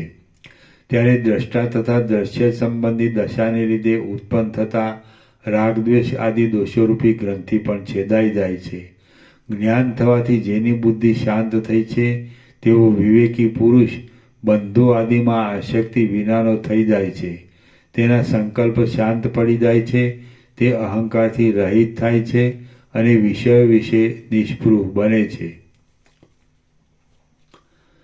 તે સંસારના વિષયોમાં રહેલી આસક્તિને વશ થઈ નકામો પ્રયાસ કરતો નથી, કૃતકૃત્ય થઈ રહે છે અને શાંતિ પામે છે. જેમ દીવાની શિખા ઓલવાઈ જતા તેના કિરણો પણ ઓલવાઈ જાય છે, તેમ વિષય સંબંધી રાગ દૂર થવાથી વાસના પણ ઓલવાઈ એટલે લઈને પ્રાપ્ત થઈ જાય છે. ગંધર્વનગરની પેઠે પ્રથમ ભ્રાંતિ રૂપે દેખવામાં આવતું આ સર્વ જગત જ્ઞાનનો ઉદય થતાં દીપકના કિરણોના સમૂહની પેઠે પ્રકાશરૂપ, નિરાકાર અને આકાશના જેવું શૂન્ય અને કેવળ ચિદાકાશ રૂપ જ દેખાય છે. તત્વજ્ઞ પુરુષ સાતમી ભૂમિકામાં રહેતો હોવાથી તેમજ પરબ્રહ્મમાં વૃત્તિ નિરોધ દ્વારા એક સ્વરૂપ થવાથી પોતાના દેહને, આકાશને, શૂન્ય કે સ્ફુરણને એ કશાને સુષુપ્તિવાળાની પેઠે દેખતો જ નથી. એ પરમ તત્વની અંદર પોતાનો આત્મા સાક્ષી તુર્યપણું પણ નથી, શૂન્ય પણ નથી, જગતની કલ્પના પણ નથી, ચિત્ત પણ નથી અને દ્રશ્ય પ્રપંચનો ઉદય પણ થયેલો જ નથી, છતાં તેની અંદર સર્વ વિવર્ત રૂપે રહેલ છે. દેહની ઉપાધિને લીધે ભૂમિકા આદિનો જે ભાવ અવિવેકી પુરુષોના જોવામાં આવે છે તે પણ જ્ઞાનનિષ્ઠ જીવનમુક્ત પુરુષની દ્રષ્ટિમાં જ્ઞાનને લીધે અસ્ત પામી શૂન્ય જ લાગે છે. પોતે ભલે કોઈ ભૂમિકામાં હોય પરંતુ તેની દ્રષ્ટિએ તે ભૂમિકાનું અસ્તિત્વ હોતું જ નથી. એ ચિદાત્માને વિશે સમાધિથી એકરૂપતાને પામવાથી તત્વવેત્તા પુરુષ શાંત આકારને ધારણ કરે છે. તે આકાશના જેવો નિર્મળ થઈ રહે છે, નિસંગ થઈને જ રહે છે અને દેહધારી હોવા છતાં તેને કશું અભિમાન ન હોવાથી તે દેહ રહિત જેવો જ હોય છે. મનનો લય થવાથી તે મૌન ધારણ કરે છે. તે નિરુદ્ધ અવસ્થાને પામે હોય છે. તે સંસાર સાગરને તરી ગયેલો હોય છે અને તે કર્મના અંતને પહોંચ્યો હોય છે. સ્વેદજ, જરાયુજ, અંડજ અને ઉદ્ભિજ એમ 4 પ્રકારના પ્રાણીઓના શરીરો, આ સર્વ લોકો, આકાશ, પર્વતોના સમૂહો અને તે સર્વને ઉત્પન્ન કરનારા તેના અસાધારણ કારણો એ બધાનું ઉપાદાન કારણ મૂળ અજ્ઞાન જ છે. માટે એ મૂળ અજ્ઞાન જો જ્ઞાન વડે ગલિત થઈ જાય તો પછી શરીર, લોક આદિ આ સર્વ જગત ભલે અવિવેકીઓની દ્રષ્ટિમાં હો તો પણ જ્ઞાનીની દ્રષ્ટિએ તે સાવ મિથ્યા જ અનુભવમાં આવે છે. આમ સર્વ વિકલ્પો ગળાઈ જવાથી શાંત અંતઃકરણવાળો વિવેકી યોગી પુરુષ પોતાના એક આત્મ સ્વરૂપને સારરૂપ સમજે છે. પરમ શાંતિરૂપી અમૃત વડે સદાકાળ તૃપ્ત રહે છે અને આવરણ માત્રથી રહિત એવા બ્રહ્મમાં જ સ્થિર થઈને રહે છે. શ્રી યોગ વાસિષ્ઠ મહારામાયણમાં નિર્વાણ પ્રકરણના ઉત્તરાર્ધનો વિશ્રાંતિ યોગોપદેશ નામનો સર્ગ 51મો સમાપ્ત. સર્ગ 52મો ચૈતન્ય જગતરૂપે થયેલું છે. આમ 52મા સર્ગમાં તાર્કિક પુરુષોના તર્કો વડે ઊભી થયેલી બીજી અનેક કલ્પનાઓનું ખંડન કરી કૂટસ્થ ચિદ્રૂપ આત્મા જ અનિર્વચનીય જગતને આકારે વિવર્ત ભાવથી થઈ રહેલ છે તેનું સમર્થન કરવામાં આવશે. રામ બોલ્યા, હે મહારાજ, કૂટસ્થ ચૈતન્ય આત્મા જે ક્રમ વડે જગતના જેવો ભાસે છે તે ભ્રમ દૂર થાય તે માટે આપ ફરીવાર ક્રમવાર કહી બતાવો. વશિષ્ઠ બોલ્યા, અતિ અલ્પ સ્મૃતિવાળો મૂઢ મનુષ્ય જગતને એક વૃક્ષની જેમ જેટલું જુએ છે તેટલું જ તેના મનમાં સ્ફુરે છે, પરંતુ તેટલું તે તેની દ્રષ્ટિમાં આવતું નથી, તેટલું તે તેના ચિત્તમાં સ્ફૂરતું નથી. આ વાત દ્રષ્ટિસૃષ્ટિવાદને અનુકૂળ છે, પરંતુ વિવેકી પુરુષ તો પૂર્વાપર સંબંધ સાથે શાસ્ત્રોના અર્થનો વિચાર કરે છે. કોઈ નિષિદ્ધ વસ્તુ પોતાની આંખ આગળ હોય તો પણ તે તેને ભોગ્ય તરીકે સ્વીકારતો નથી. આથી તમે ચિત્ત શુદ્ધિ કરનારા કર્મોનું અનુષ્ઠાન કરવામાં નિષ્ઠા રાખો. માત્ર શાસ્ત્રના અર્થોને વિશે જ ચિત્તને પરોવી રાખો. મૌન ધારણ કરીને તેનું મનન કરો અને કાનની શોભારૂપ એવા આ મારા ઉપદેશને સાંભળો અને રહો. આ દ્રશ્ય સમૂહની ભ્રાંતિ અવિદ્યારૂપ છે અને જેમ ઝાંઝવાના જળની નદીમાં જળ હોતું નથી તેમ આ દ્રશ્ય જળ જેવું કાંઈ પણ છે જ નહીં. આમ છતાં જે વિષયનો હું તમને હમણાં ઉપદેશ આપનાર છું તે વિષયનો ઉપદેશ સાંભળવા માટે તમે મારા કહેવાથી તેને ક્ષણભર સત્ય જેવો સમજી મારું આ કહેવું સાંભળો.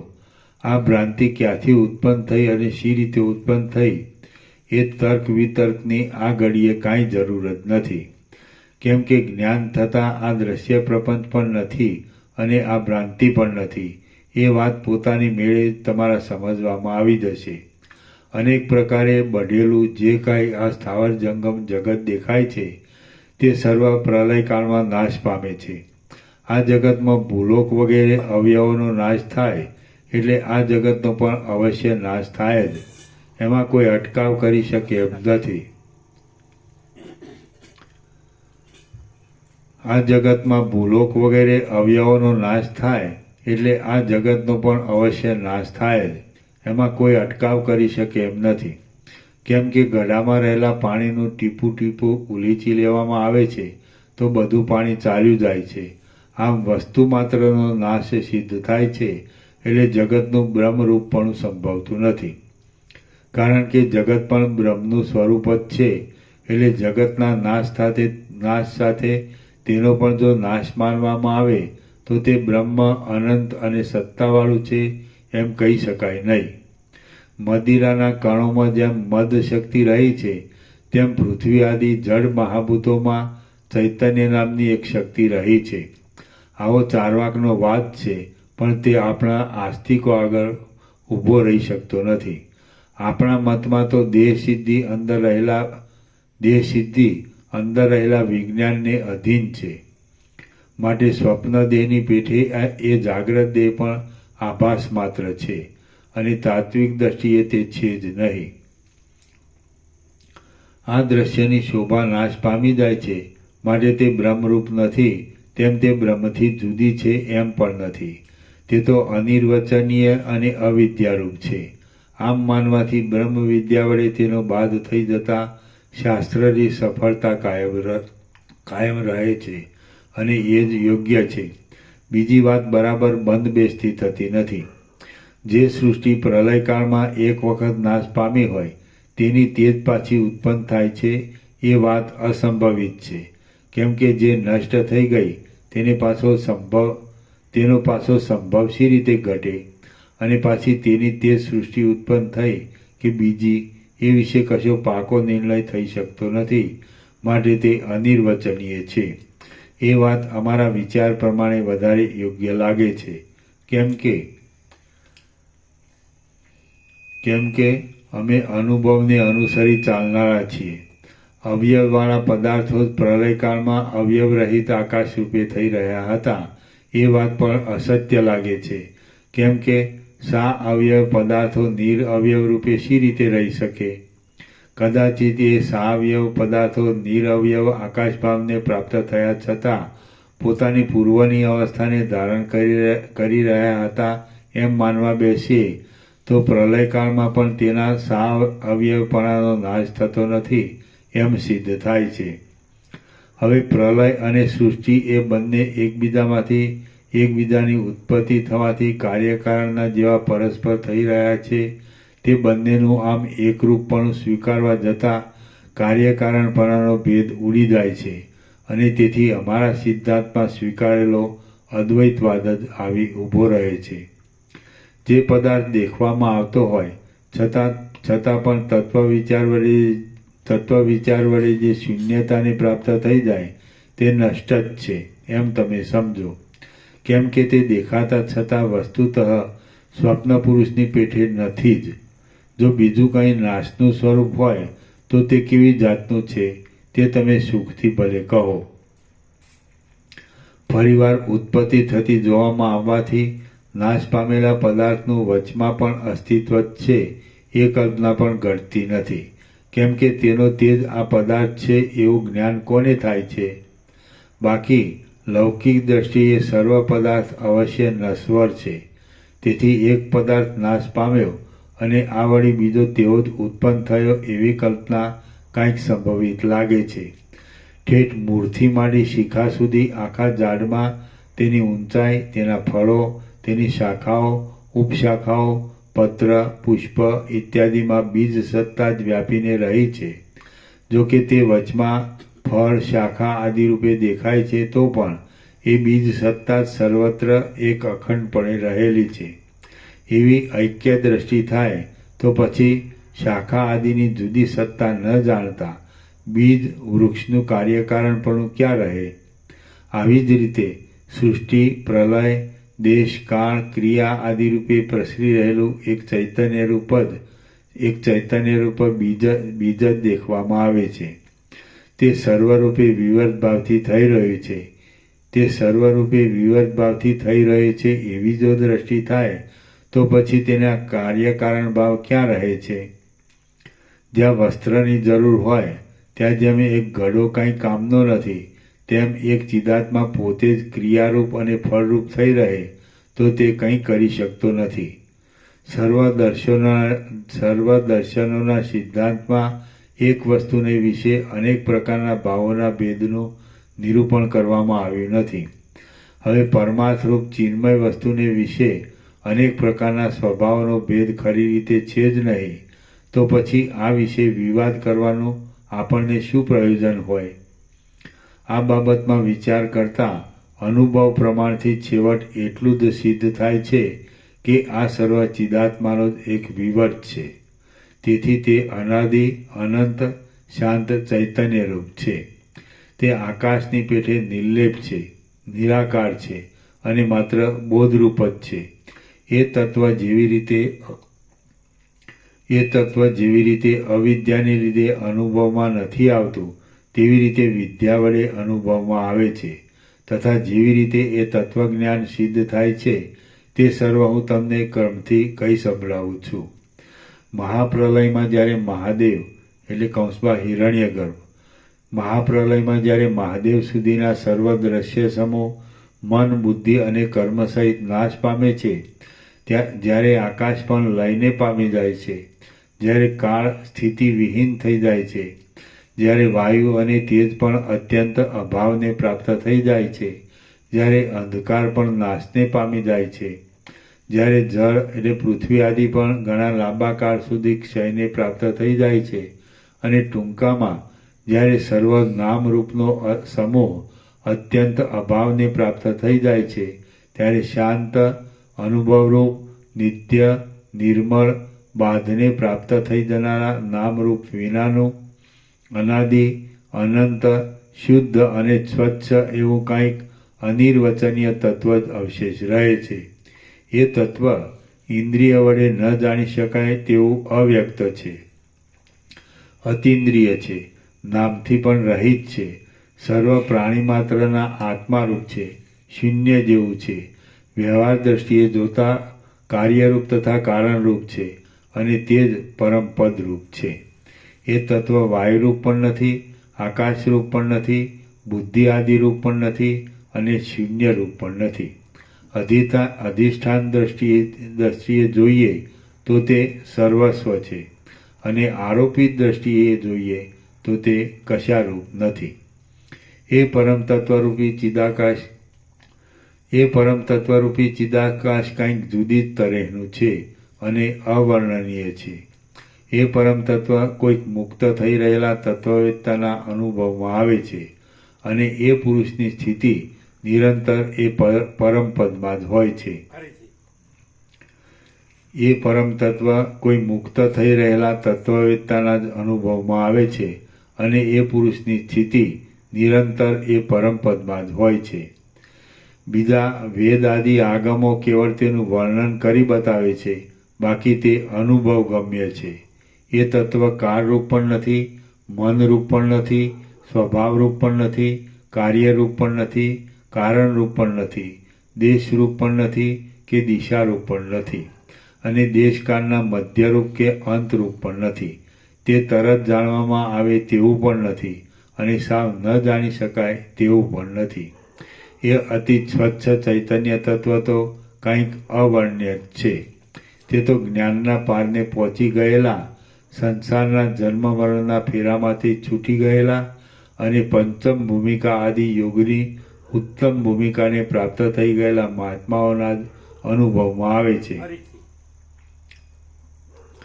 એ અતિ સ્વચ્છ ચૈતન્ય તત્વ તો કંઈક અવર્ણ્ય જ છે. તે તો જ્ઞાનના પારને પહોંચી ગયેલા, સંસારના જન્મ મરણના ફેરામાંથી છૂટી ગયેલા, અને પંચમ ભૂમિકા આદિ યોગની ઉત્તમ ભૂમિકાને પ્રાપ્ત થઈ ગયેલા મહાત્માઓના જ અનુભવમાં આવે છે. હે શાંતિમાન રામચંદ્રજી, જે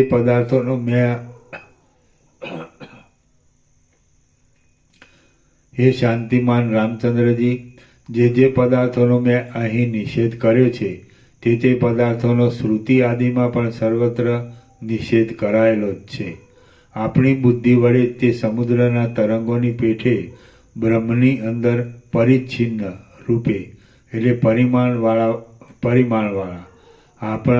આપણી બુદ્ધિ વડે તે સમુદ્રના તરંગોની પેઠે બ્રહ્મની અંદર પરિચ્છિન્ન રૂપે કલ્પાયેલા છે. જેમ કોઈ મોટા સ્તંભની અંદર જુદી જુદી જાતની પૂતળીઓ રહેલી જ હોય છે, તેમ આ સર્વ પદાર્થો બ્રહ્મની અંદર જ રહેલા છે. આમ સર્વ પદાર્થો એ તત્વની અંદર રહ્યા છે અને નથી પણ રહ્યા. એ તત્વ સર્વરૂપ છે અને સર્વરૂપ પણ નથી. એ જ તત્વ સર્વરૂપ થઈ રહેલ છે અને નથી પણ થઈ રહેલ. એ જ તેની અલૌકિકતા છે. એ પરમપદરૂપ તત્વ જે રીતે સર્વરૂપ થઈ રહેલું છે અને જે રીતે સર્વ પદાર્થોથી રહિત છે, એ તત્વની અંદર જ ગળી જઈ પરિણામ પામી ગયેલા તત્વજ્ઞ પુરુષો જોઈ શકે છે. એ પરમપદરૂપ તત્વ જે રીતે સર્વરૂપ થઈ રહેલું છે અને જે રીતે સર્વ પદાર્થોથી રહિત છે, તે એ તત્વની અંદર જ ગળી જઈ પરિણામ પામી ગયેલા તત્વજ્ઞ પુરુષો જોઈ શકે છે. સર્વના આદિરૂપ પરમપદ અનુભવી પુરુષને આરોપિત દ્રષ્ટિએ સર્વરૂપ થઈ રહેલું લાગે છે, સર્વના આત્મારૂપ લાગે છે, અને સર્વ પદાર્થો વડે પરિપૂર્ણ લાગે છે. વળી તે અધિષ્ઠાન દ્રષ્ટિથી જોતા સર્વ પદાર્થો વિનાનું દેખાય છે. હે મહાબુદ્ધિશાળી રામચંદ્રજી, સર્વ પદાર્થોના અભાવનો અનુભવ કરાવનારું નિર્વિકલ્પ સમાધિ સુધીનું સંપૂર્ણ જ્ઞાન હજી સુધી તમને ઉત્પન્ન થયેલું નથી. તમને જે સંશય ઉત્પન્ન થાય છે તે જ આ બાબતમાં જ્ઞાનની અપૂર્ણતામાં પુરાવો આપે છે. જે પુરુષ બોધને પ્રાપ્ત થઈ ગયો હોય છે અને સર્વદ્રશ્યના આભાસથી પણ રહિત એવા છેવટ થનારા તત્વ સાક્ષાત્કારને પ્રાપ્ત થયેલ હોય છે, સ્વચ્છ અંતઃકરણવાળો હોય છે અને શાંત હોય છે, તે જ એ પોતાના સ્વરૂપભૂત પરમ તત્વને દેખી શકે છે.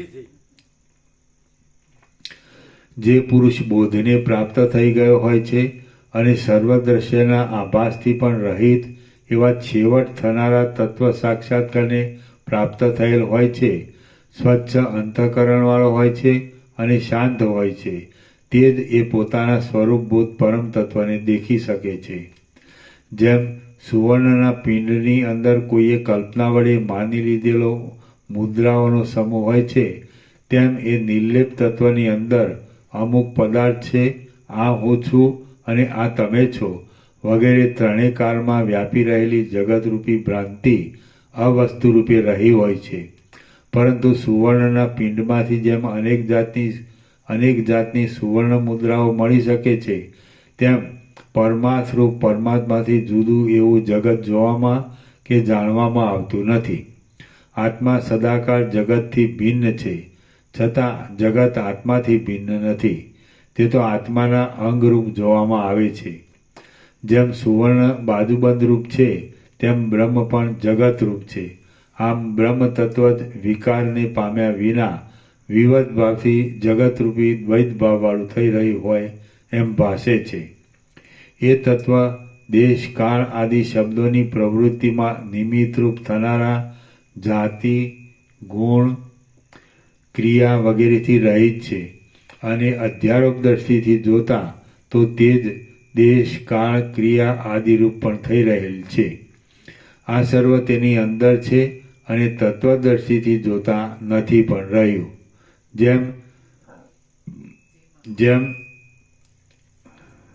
જેમ સમાન ભાવમાં રહેલા જળની અંદર નિગૂઢપણે તરંગ આદિ રહેલ જ છે, જેમ ચિત્રકારના ચિત્રમાં ચિત્ર કલ્પના રૂપે જ રહેલ છે અને જેમ મૃત્તિકાના પિંડમાં મૃત્તિકાના પાત્રો રહેલા જ છે, તેમ આ જગત અધ્યારોપ દ્રષ્ટિએ જોતા બ્રહ્મની અંદર જ રહેલું છે. ઉપર કહ્યા પ્રમાણે જગત એ ચૈતન્ય તત્વની અંદર ભિન્ન રૂપે કે અભિન્ન રૂપે રહ્યું છે એમ પણ નથી. તત્વજ્ઞાન વડે જોતા એ જગત છે જ નહીં અને ઉપરથી જોતા તેનું અસ્તિત્વ જણાય છે. આ સર્વ નિત્ય અને અવિકારી એવું ચૈતન્ય જ છે. તત્વજ્ઞાન થતાં શાંત બ્રહ્મને વિશે તે જગત પણ શાંત બ્રહ્મરૂપે રહેલું જ અનુભવમાં આવે છે. આ ત્રણેય લોકરૂપી પૂતળી બ્રહ્મરૂપી કાષ્ઠની સ્તંભની અંદર નહીં કોતરાયા છતાં પોતાના ચિત્તમાં કલ્પનારૂપે રહ્યાથી પોતાના સાક્ષીરૂપી શિલ્પીને જાણે તે દ્રશ્યરૂપે અનુભવમાં આવતી હોય તેવી થઈ રહેલી છે. સ્તંભની અંદર નિગૂઢપણે રહેલી પૂતળીઓ તેમનો આકાર કોતરવાથી દ્રશ્યભાવને પ્રાપ્ત થઈ જાય છે. પરંતુ આ ચૈતન્ય પરમ તત્વની અંદર તો સમુદ્રના તરંગોની પેટે કશો વિકાર ન થતાં આ સૃષ્ટિ વિવર્ત રૂપે જોવામાં આવે છે. નિરતિશય આનંદરૂપી જળ વડે ભરેલા ચૈતન્ય તત્વરૂપી સરોવરની અંદર ચૈતન્યરૂપી વરસાદની અમૃતવૃષ્ટિના જેવી આ સૃષ્ટિ ચૈતન્ય સ્વરૂપે સર્વત્ર એક રસમય થઈ રહેલા અને વિભાગ તથા વિકાર એ બંનેથી રહિત એવા પરમ તત્વની અંદર જાણે વિભાગવાળી અને વિકારવાળી થઈ રહી હોય તેવી ભાસે છે. વસ્તુતઃ નહીં દેખાયા છતાં તે દેખાયા જેવી થઈ રહી છે. એ તત્વના એક પરમાણુમાં પણ આ સમસ્ત સંસાર મંડળ તેના અનેક આરંભોના આડંબર સહિત દીપી રહ્યું છે. પરંતુ તત્વદ્રષ્ટિથી જોવા જતાં તો તેમાંનું કશું જ દેખાતું નથી. આકાશ, કાળ અને પવન આદિ પદાર્થોનું વર્ણન એ નિરઅવયવ ચૈતન્ય તત્વના અવયવ રૂપે કરવામાં આવે છે. તેઓ તો મિથ્યા છે અને વાસ્તવિક રીતે અધિષ્ઠાન ચૈતન્ય રૂપ જ છે. તેથી તેઓ નિરવયવ છે. આમ એ તત્વ સર્વભાવ તથા વિકારથી રહિત છે અને અજર છે, તો પણ અધ્યારોપ દ્રષ્ટિથી શ્રુતિઓ તેને સર્વાત્મક કહે છે. શ્રી યોગ વાસિષ્ઠ મહારામાયણમાં નિર્વાણ પ્રકરણના ઉત્તરાર્ધનો બ્રહ્મ સ્વરૂપ વર્ણન નામનો સર્ગ 52મો સમાપ્ત. ઓમ ઓમ ઓમ. પાના નંબર 1302. યા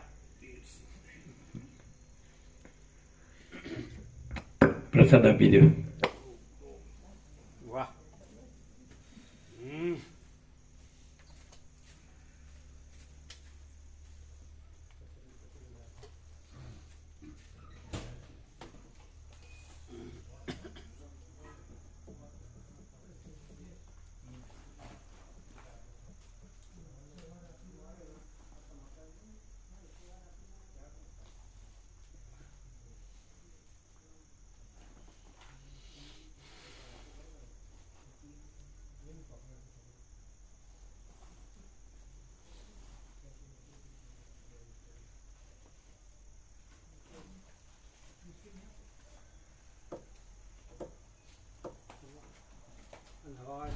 હા, એમને જ આપો.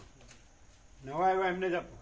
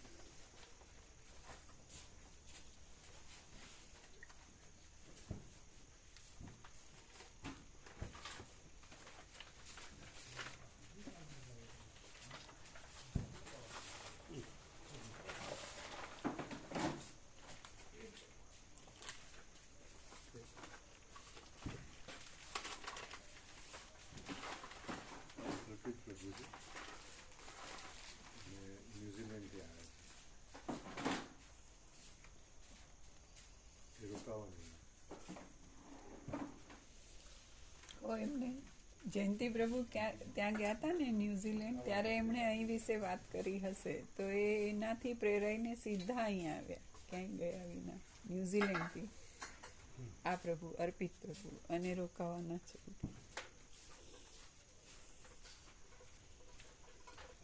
અત્યારે પ્રસાદ લેવાના છે. હા, અહીંયા